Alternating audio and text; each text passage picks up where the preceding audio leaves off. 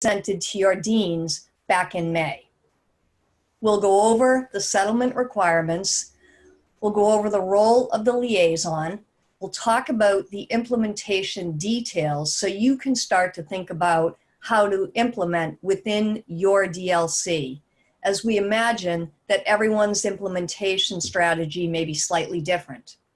Then Kathy will share some new content that we've created in our shiny new central accessibility website. You'll be among the first to see it. And finally, we'll check in with you to see what topics you'd like to see us cover in future weeks. You're up, Anthony. Great. Thanks, Kathleen. Sure. Jennifer, if it's possible, before I jump in, would you mind clicking on the Use Slideshow button on the top left? That might, great. Thank you so much. Gotcha, thanks. So before jumping into the weeds of the NAD agreement and our efforts to implement it and what we're hoping to provide to all of you in form of guidance, wanted to pause briefly to say that the NAD agreement is really sort of one piece in a larger project of expanding accessibility to MIT's digital spaces and platforms. So we have two separate working groups, and the first is charged specifically with implementing the NAD agreement. And we'll talk about the efforts that we've gone through to date to provide guidance, to offer trainings like this, and other efforts that we've made to provide information needed for community members. But separately, we have a larger digital accessibility working group that was formed and charged by the provost at around the same time the NAD settlement was announced. And the purpose essentially of the digital accessibility working group is to look more broadly at how MIT can be more accessible in our digital spaces, and perhaps using the NAD agreement as a framework for how we could be more accessible on issues not just relating to video captioning, but also with issues relating to how we design our websites, how we use software platforms across the Institute, and also how we could be more proactively accessible, not just for folks in the general public, but also with for our internal community members. So Jennifer, can you please advance to the next slide?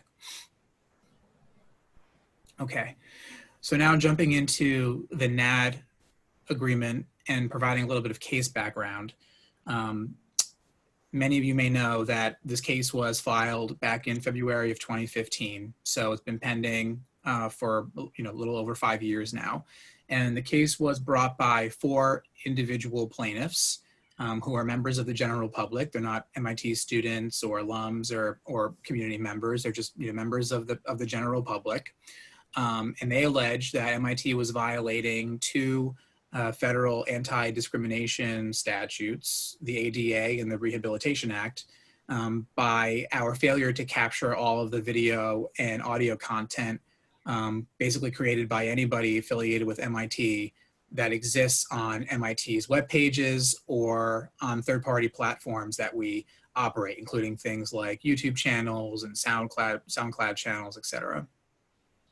At around the same time, NAD filed a virtually identical lawsuit against Harvard. As I said, we had about 5 years of litigation, but all the while we were actively seeking opportunities to resolve the case, including via private mediation, private negotiation with NAD, because at the end of the day, we shared NAD's goal of making MIT a more accessible place. The reason why the case lasted for 5 years is really because there were a lot of line drawing discussions that we had to have with NAD, because as folks on the Zoom may know or are probably intimately familiar with, it's very simple for an individual community member to get access to a web page within the mit.edu domain to start putting up content.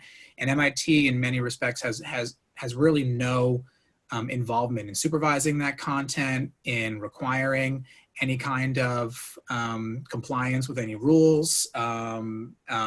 So we had to come up with some reasonable lines to draw when it came to what content MIT actually has control over, what content is actually MIT's versus what content is student content or affiliate content, et cetera. But we finally did get a settlement in February, and we filed it with the court. That's unusual. Typically, settlements are not filed with courts. They're agreed to out of court. But this is a class action case. And the reason why that's relevant for all of you is because class action cases require court approval before settlements can become effective. And as you'll see as we go through the next few slides, a lot of our compliance obligations are triggered based off of the effective date of the agreement. Right now, we have what's called a final fairness hearing on the books for July 14th, so a little under a week from now. We're anticipating that the court's going to approve the settlement and that is going to be the effective date, or it'll be not too long after July 14th. So when you see references to the effective date over the next couple of slides, we're thinking it's going to be on or around July 14th. Okay, next slide, please, Jennifer. Okay, so how does the settlement work? First, it defines 3 broad buckets of content that need to be captioned.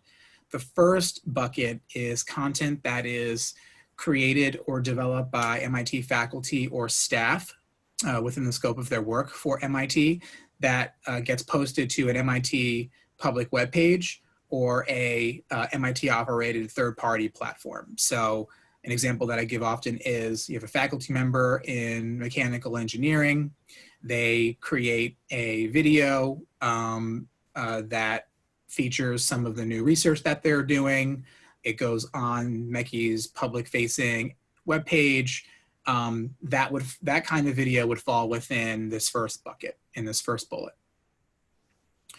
The next bucket is content that's created or developed by a sponsored student group as part of the group's organizational mission that is then posted to MIT public web pages or third-party platforms. So sponsored student group is a defined term by the ASA, Association for Student Activities, and it's limited to about 40 some odd officially recognized sponsored student groups. And the reason why they're called sponsored student groups, as we understand it, is that they have more of a direct relationship with DLCs and oftentimes direct funding support from DLCs. So in talking with ASA during the negotiations with NAD, we felt that it was sort of a reasonable way to provide captioning for content that MIT DLCs actually have some control over, as opposed to videos that are created by individual students or more loosely or unofficially recognized student groups. The third bucket, and this relates to live captioning, is for events that are live streamed publicly by the Institute Events Office. So if Institute Events hosts an event and it's live streamed to the general public, then the Institute Events Office has to provide live captioning for that event. Other DLCs who live stream content have to give due consideration. That's the language in the settlement. Whenever they get a request for live captioning, but the only office that has an actual requirement to provide live captioned, live streamed events is the Institute Events Office. Okay, next slide, please, Jennifer. Okay, so the last slide sketched out the general buckets of content that need to be captioned. And then this slide talks about the deadlines that apply to those categories of covered content. And the way we have set up the deadlines is we generally divided it up between new content and existing content. New content is defined as all content that falls into the buckets on the previous slide. So all covered content that is posted 60 days or more after the effective date. So as I said, we think the effective date will be in about a week. 60 days from July 14th is sometime around mid-September. So if a video is covered by the settlement and it is posted new on October 1, then it is new content under the settlement and it needs to be captioned upon posting. Then we have two subcategories of existing content. There's content that was posted between January 1, 2019 and this coming September. And then there's content that was posted prior to January 1, 2019.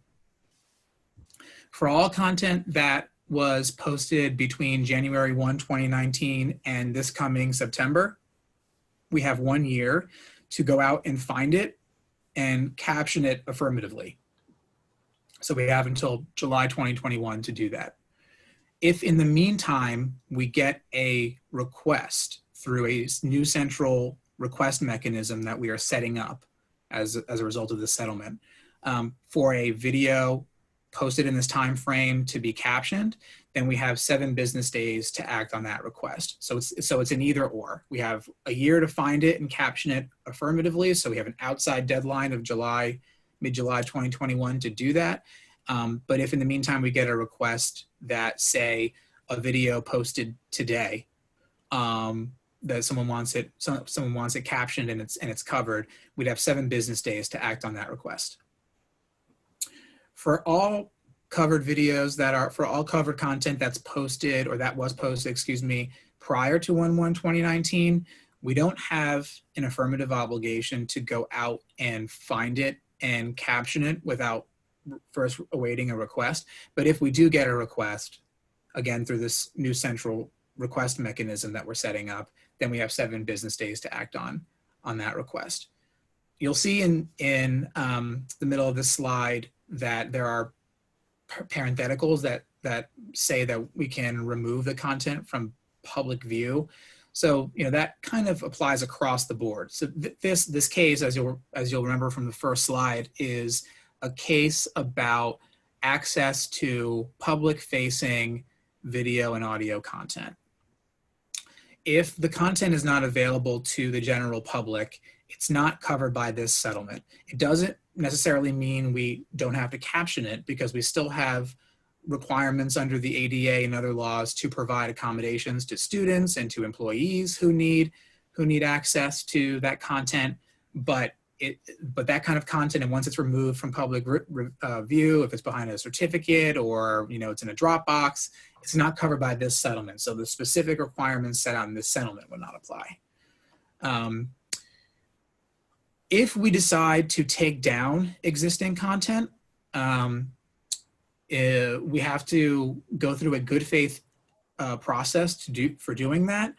The settlement doesn't precisely spell out what that requires, but it should look something like, okay, we have this many web pages that we've identified, we have these many videos that we think are covered, we've done an assessment, and it looks like we have some videos that are totally stale and really no one's looking at them. We think we can take them all down.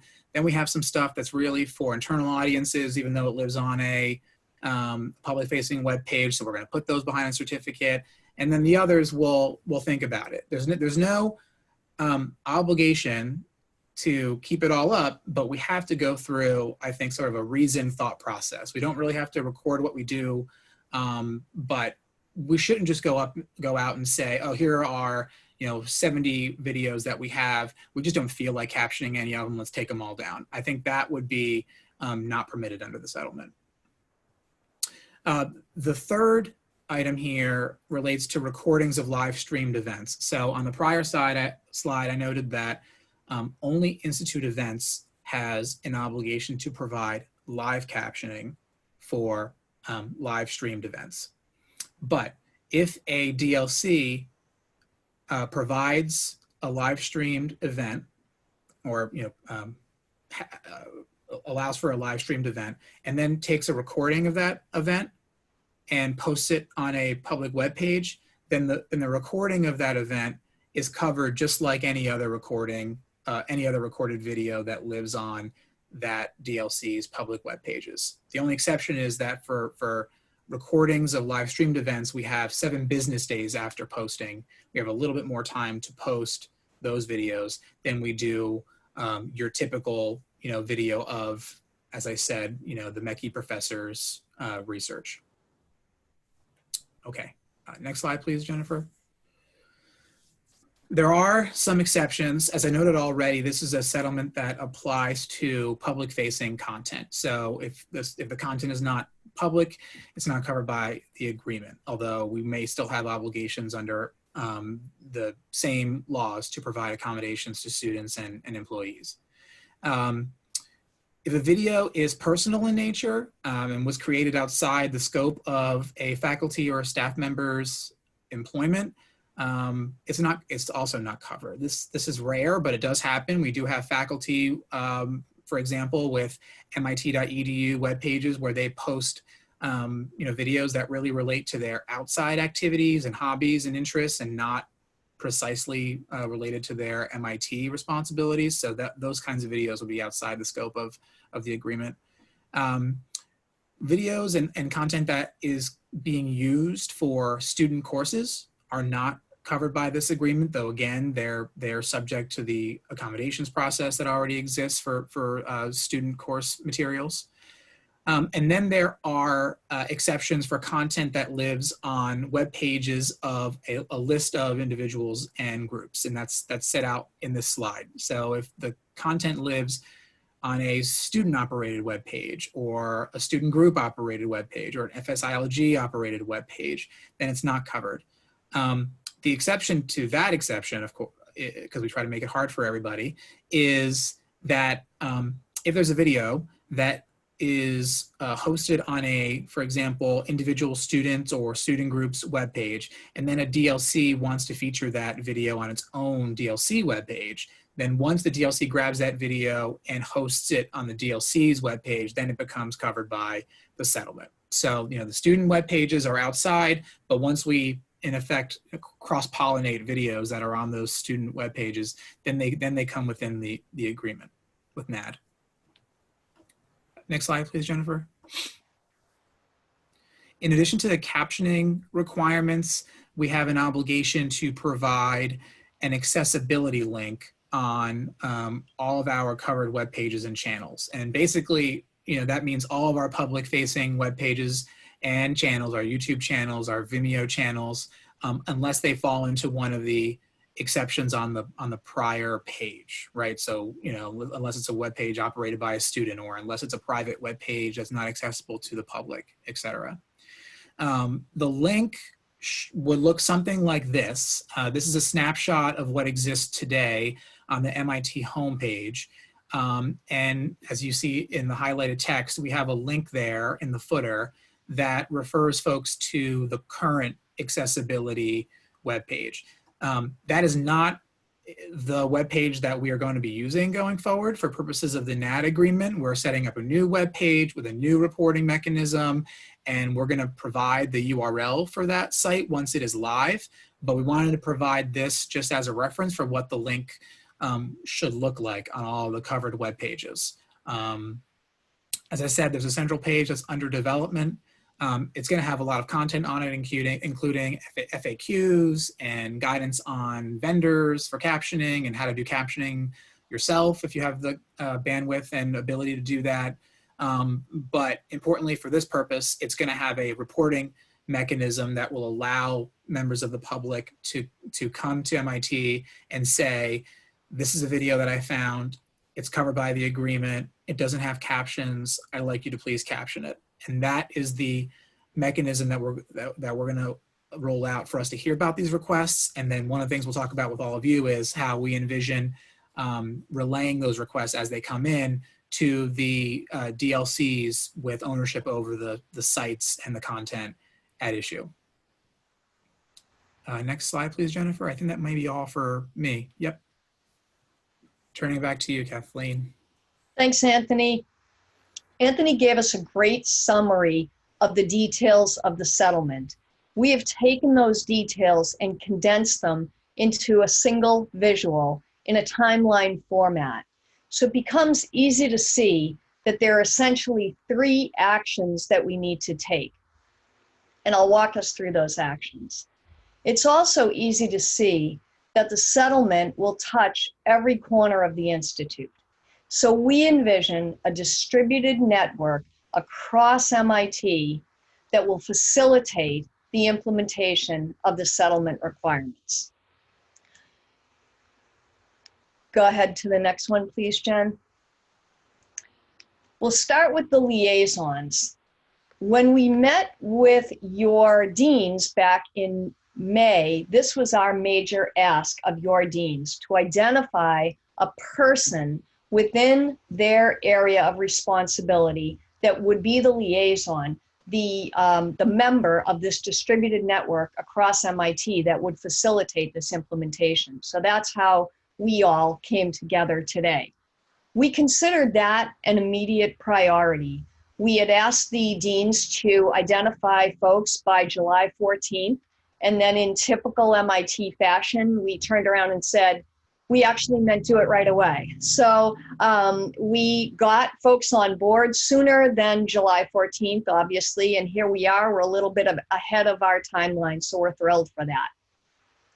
The liaison's role essentially is to respond to these requests that come in from the public that Anthony just mentioned, either for captioning or for other accessibility barriers that they are experiencing.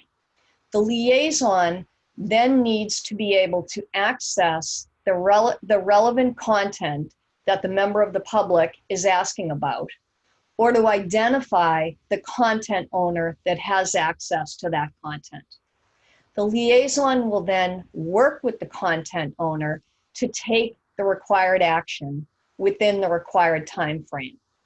The liaison will then report that action back to us in Disability and Access Services, and we in turn will report it to OGC, because OGC has a reporting requirement back to the NAD. Okay, Jen?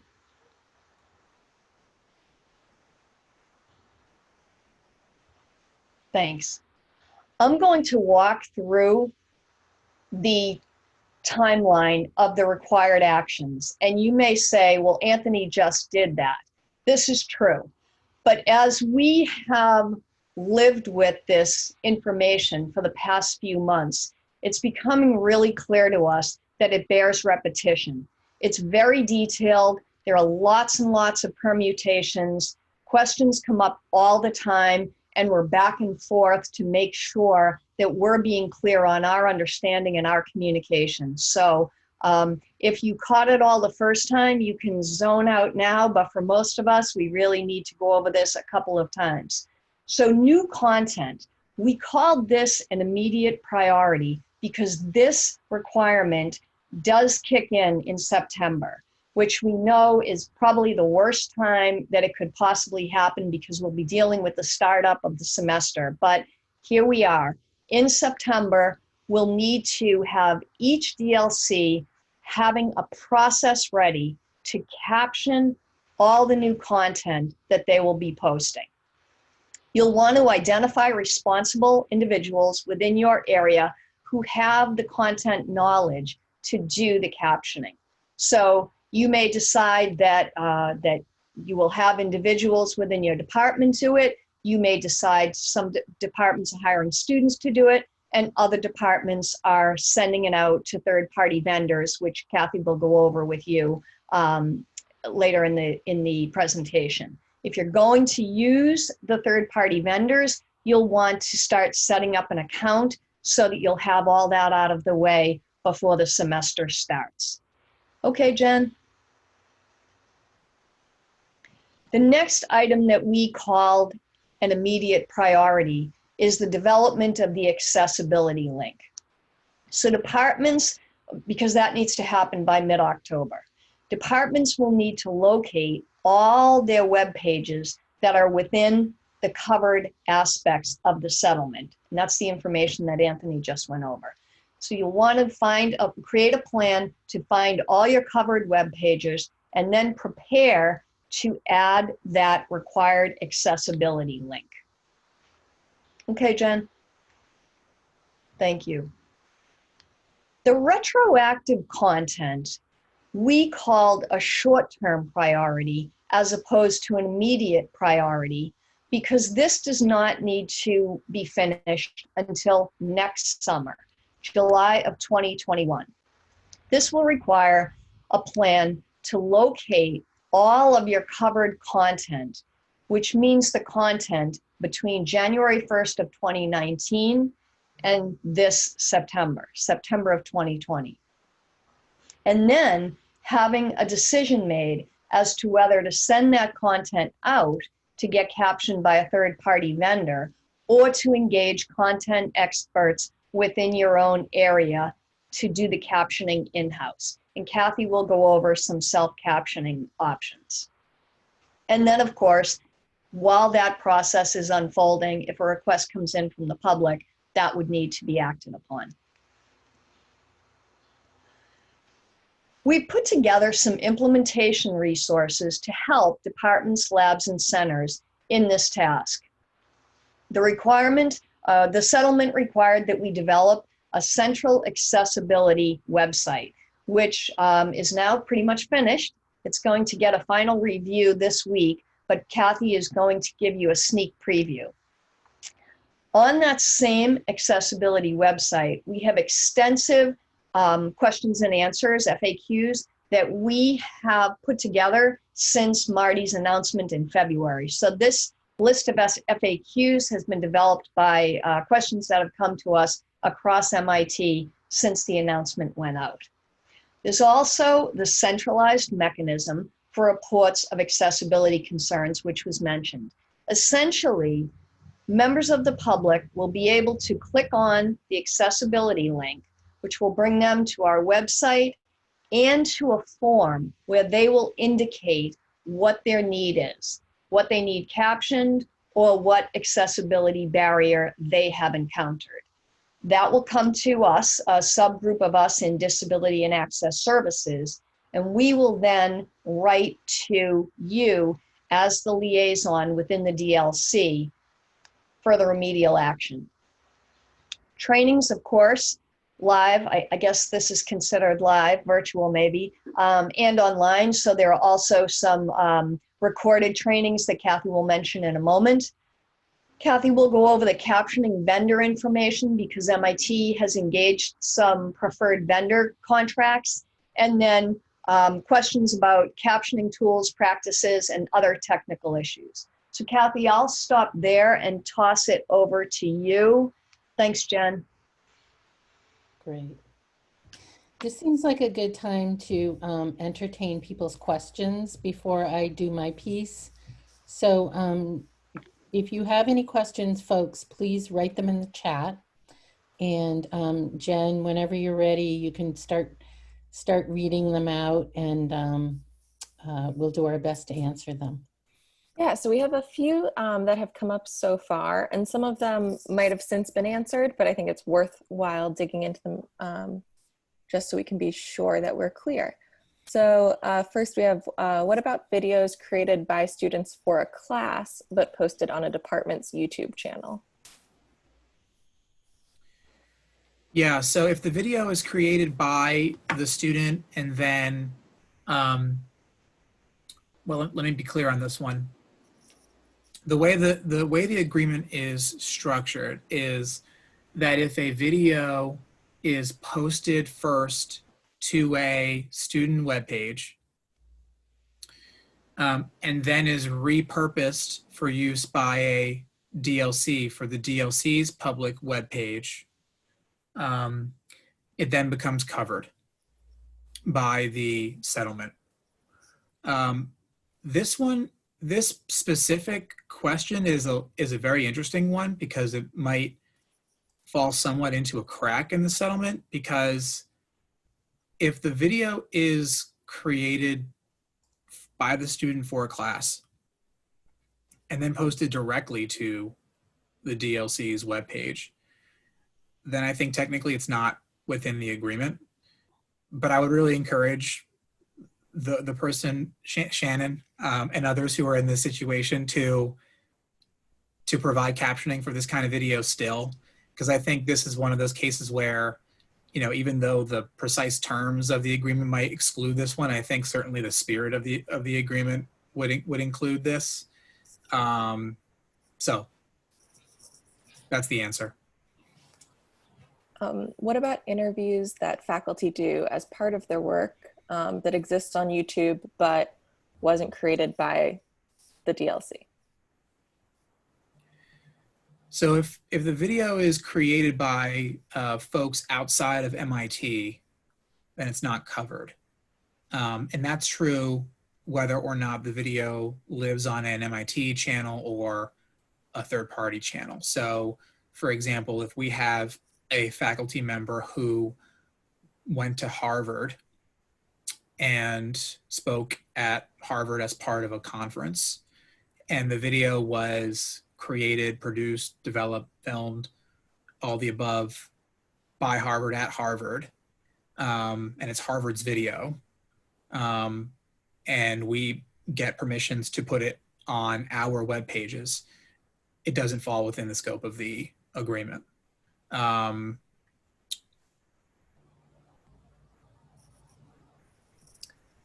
What about colloquia that get live streamed?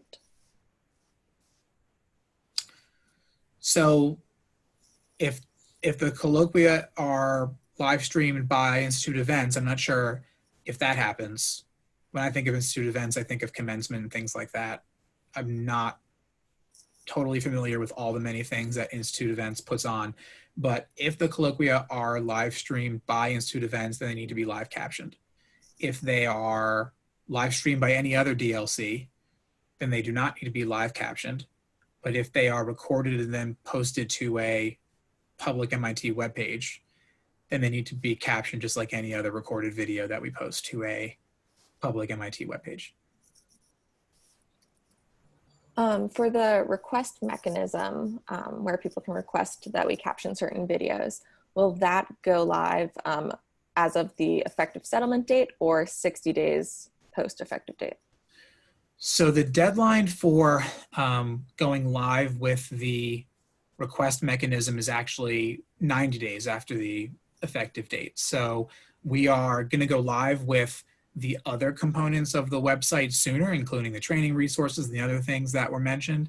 But the part of the website that's going to contain the reporting mechanism will not go live until sometime around mid-October. So it's after mid-October we'll start to get those requests and we'll start to need to act on them. Now, just an FYI for folks, and Kathy, please correct me if you have more updated information on this.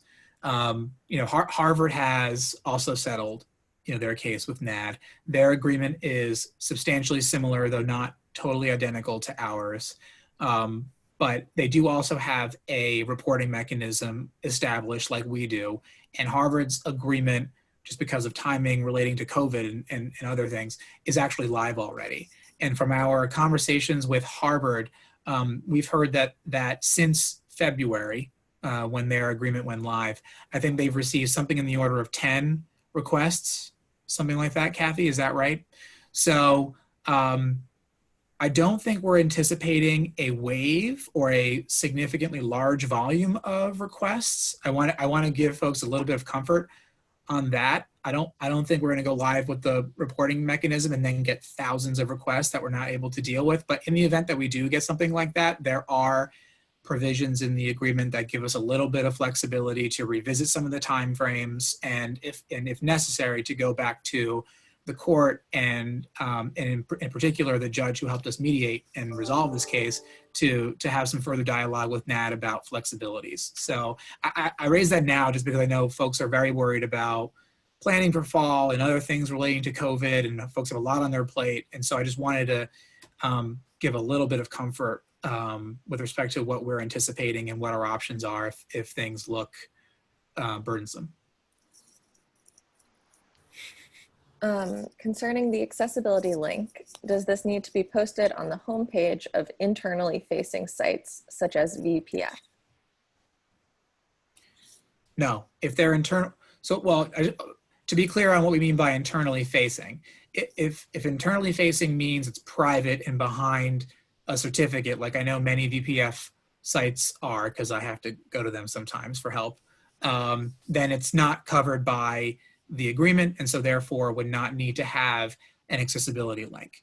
But I want to just clarify that if something is meant for an internal audience, but exists on a public web page and is viewable by everybody, that's a public web page, right? So I think to the extent anybody has videos that are publicly accessible that are really for internal audiences, or web pages that are publicly accessible that are really for internal audience, to balance whether you would like to keep it up and generally accessible and perhaps and then therefore caption and add this link, or whether you'd like to make it available only to the audiences to which it's intended.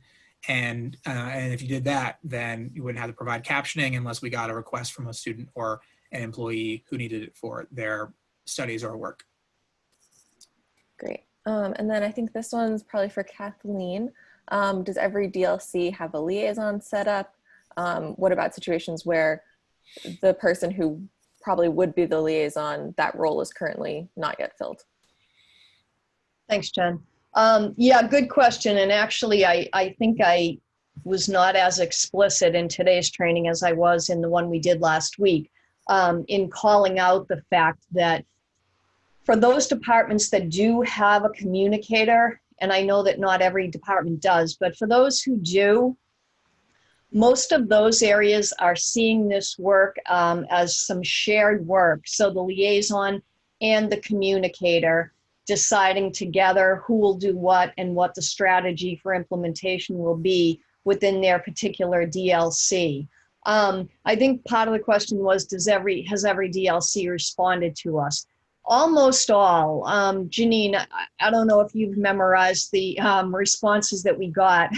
I didn't, but I know that we got a very thorough response, and we had the org chart laid out, and we saw that just about everyone that we were aware of on the org chart had responded with a liaison, at least to get started. Now, whether that person ends up creating a different plan with the dean and the communicator, or whether the person's role changes, we imagine that there will be some evolution here, but just about everyone had responded.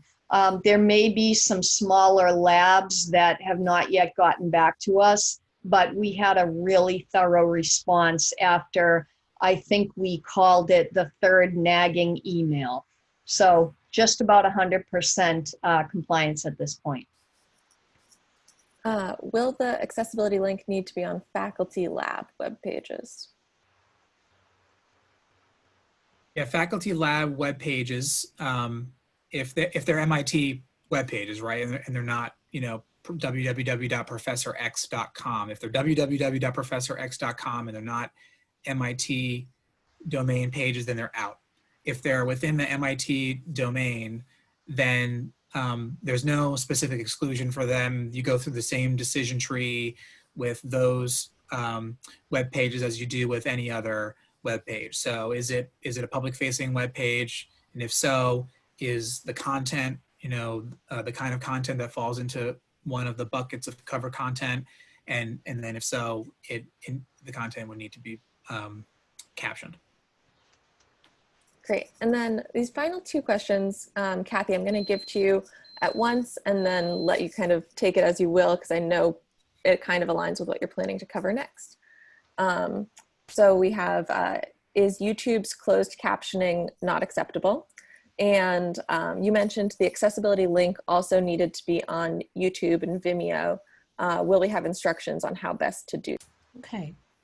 Thanks, Jen. So, so YouTube auto captions are not sufficient. The reason for that is that they do not have punctuation, they do not have capitalization, and they often get proper nouns wrong. However, there are ways to edit YouTube auto captions so that you have a more accurate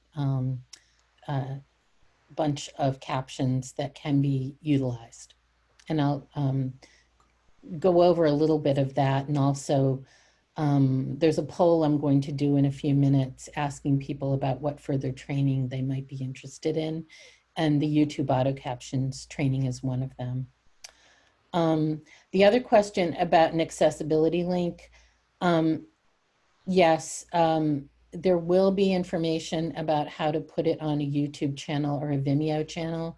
I believe there's essentially some places where you can place personalized information about your channel, and you would probably need to include the accessibility link in there, and we can go over that in more detail.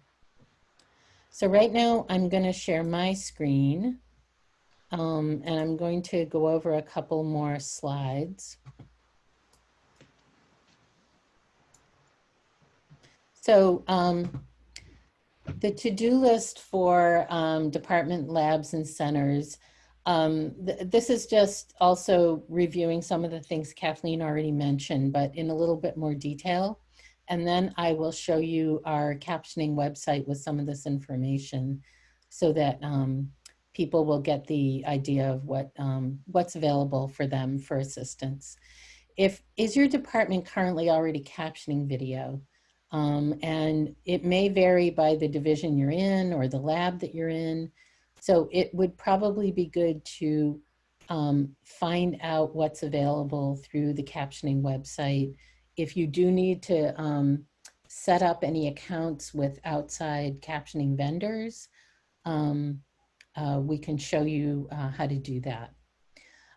If you don't have accounts set up with them, there's information on how to do it. So one vendor that we use quite a bit at MIT is 3Play Media.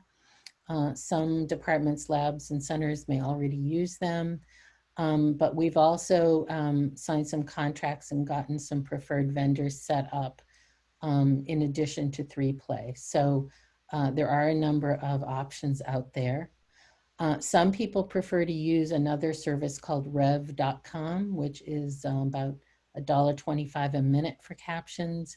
And Rev is very good as well. They're just not an MIT preferred vendor.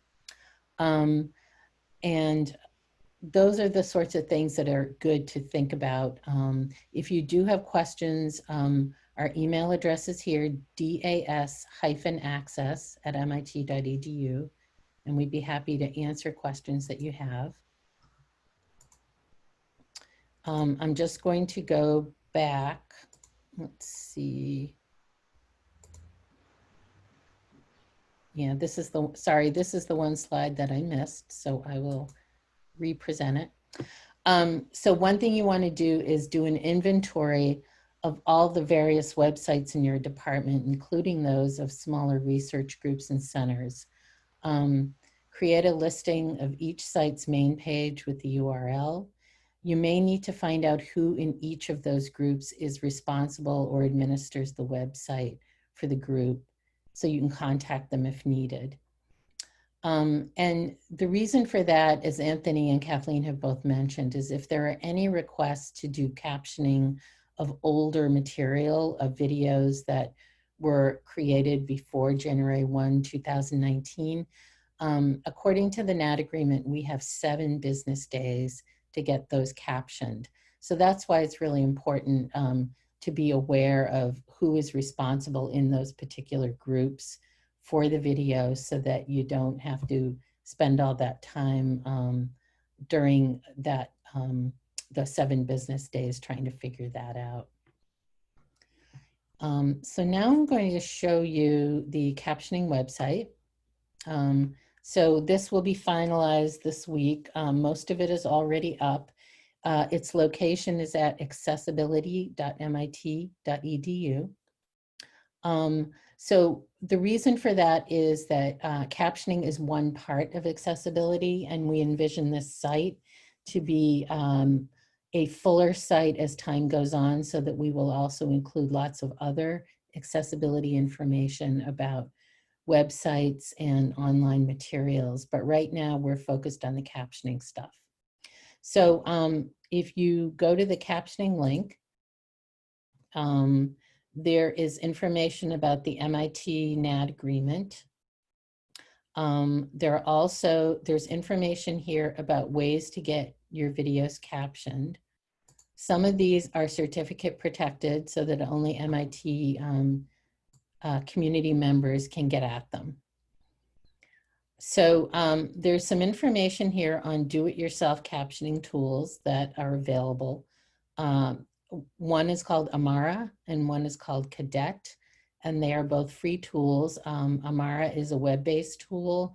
Cadet is a desktop tool that you download and install on your computer. There's information here on how they work and how to use them. And as someone already asked, there was also a question about YouTube auto captions.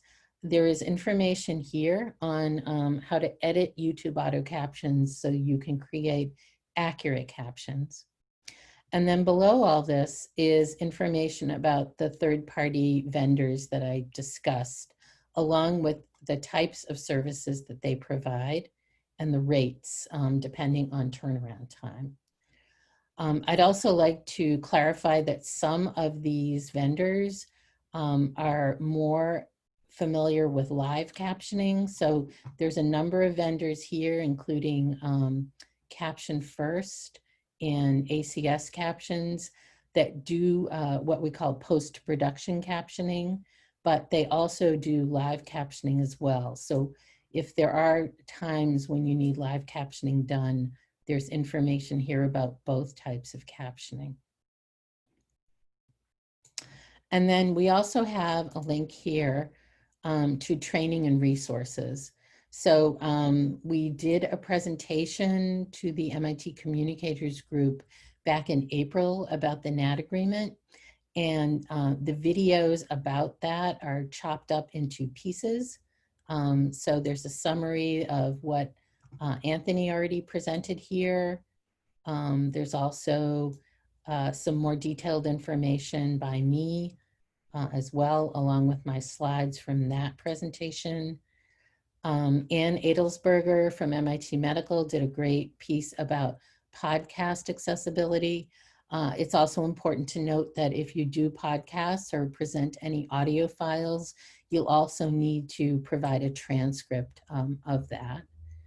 And then there's also a really useful demonstration video here by Chris Brewer of Brain and Cognitive Sciences of how some of these tools work. So if you want to take a look at this, you can see how the 3Play customer portal works, how you can edit YouTube auto captions, and also how you can use the Amara editor. And then I also produced and created this short 6-minute video on editing YouTube auto captions.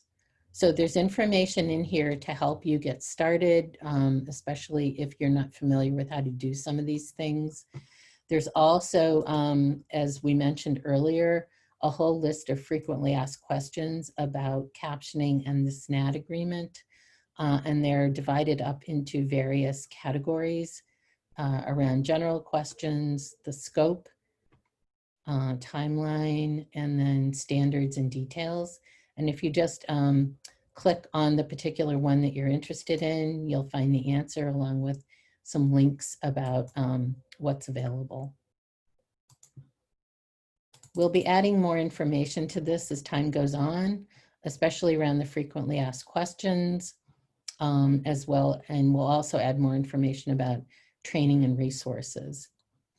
And also when Kathleen and Anthony mentioned the request form for people to make a request of MIT either to have a video captioned or to report an accessibility problem, that form will not go live until mid-October because that is going to be 90 days after the effective date of the agreement. But this is where the form will live. What that will do is it will, once somebody fills out that form, it will route the request to a number of us and allow us to find out, what web page it's on and who to get in touch with among the different liaisons in each department. So one thing I'd like to do before we stop is I'm going to present a poll. And this poll has a number of different options for any future trainings. So it'd be great for those of you who are interested in more trainings to fill it out and let us know what you'd like to see as far as future training, whether you'd like to see more about YouTube auto captions and things like that. What we'll do is we'll evaluate the feedback we get and then base our future trainings on the demand for particular ones. Should we do a last call for questions? Absolutely. Yeah, All we right, have a few minutes. I have one for you, Kathy. What if what we are presenting is more artistic, like a nonverbal audio soundscape or a video without speech? That is a great question. There's more information on the website, but if there is sound, you can generally put something in brackets about ambient sound or something like that, or nonverbal ambient sound. So it's always just good to know what is being played in the audio track, even if it is not actual words. Kathy, can they also, if there's no sound at all, can they also make a notation, no audio or no sound? Yeah, it's fine to just put in brackets, no audio track or no audio or something like that.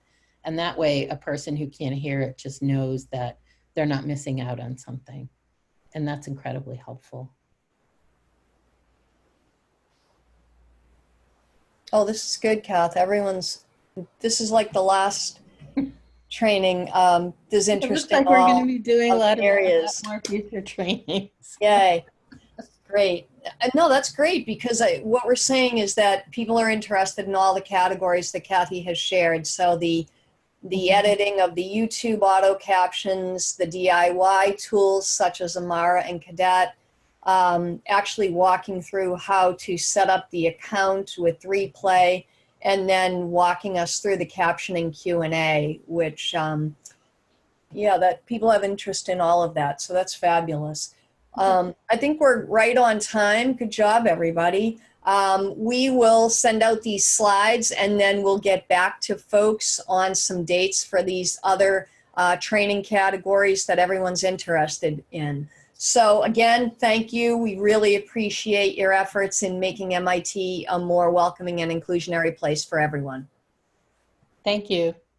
Thanks, everybody.